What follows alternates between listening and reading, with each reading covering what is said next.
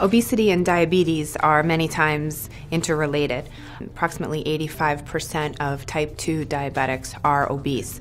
Diabetes is a disease of sugar metabolism. So your body actually in type 2 diabetes has a resistance to insulin. Insulin is the hormone that helps to control the sugar levels in your body. Obesity is a major risk factor for developing diabetes. The diet that is necessary to help keep your sugars regulated if you are diabetic many times will also help you lose weight if you are obese. So you want to try to avoid simple sugars, things like white bread, obviously anything high in sugar, and you want to try to eat things with higher protein content perhaps, and things that have a lower glycemic index. A low glycemic index would be a type of food that your sugar does not increase substantially after you eat it. So for example, if you were to eat beans as opposed to a piece of white bread, your sugar would be better controlled after eating the beans. And those are also better food choices if you're trying to lose weight. The good news is that if you do lose weight, most likely your diabetes will improve and your doctor will be better able to control your sugars. Sometimes diabetes can actually resolve if you are able to lose a substantial amount of weight.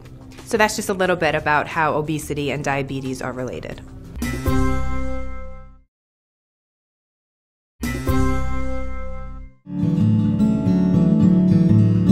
So how does obesity increase your risk of heart disease? Well, the first thing to say is that obesity is a major risk factor for heart disease. Obesity increases the risk for heart disease in two main ways.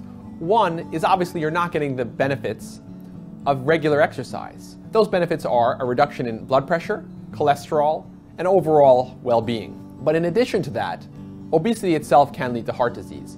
It leads to a lot of changes in metabolism, or the way the body works. It can change the way we absorb fats and cholesterol.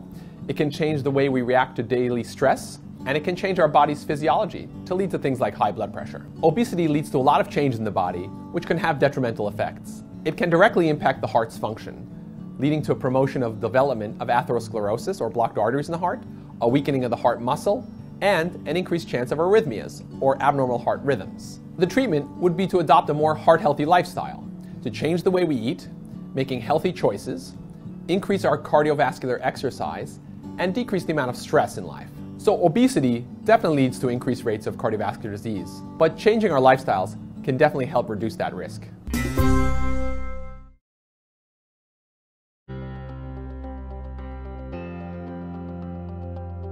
The number of people in the U.S. with obesity has more than doubled in the past 50 years. That means more than 2 out of every 3 adults are overweight or obese. Excess body fat can increase risk for many chronic diseases like type 2 diabetes, heart disease, high blood pressure, stroke, liver disease, osteoarthritis, and metabolic syndrome. But did you know obesity is also linked to cancer? AICR's reports and their updates show that excess body fat increases risk for at least 11 cancers. AICR estimates that about 20% of many common cancers are caused by excess body fat, which means that, aside from not smoking, staying a healthy weight is the single largest step individuals can take to lower their risk.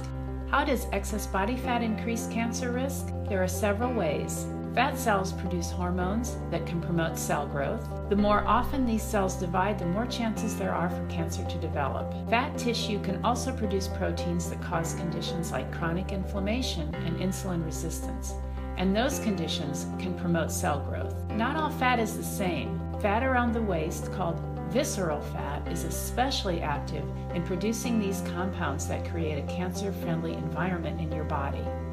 So what can we do? If you're not at your healthy weight, emerging evidence suggests that intentional weight loss may help lower risk.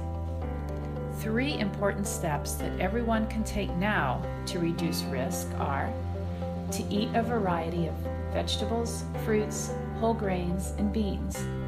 Be physically active for at least 30 minutes every day, and avoid sugary beverages and other high-calorie, low-nutrient foods like cookies, chips, and pastries. For more information on obesity and cancer, visit AICR.org.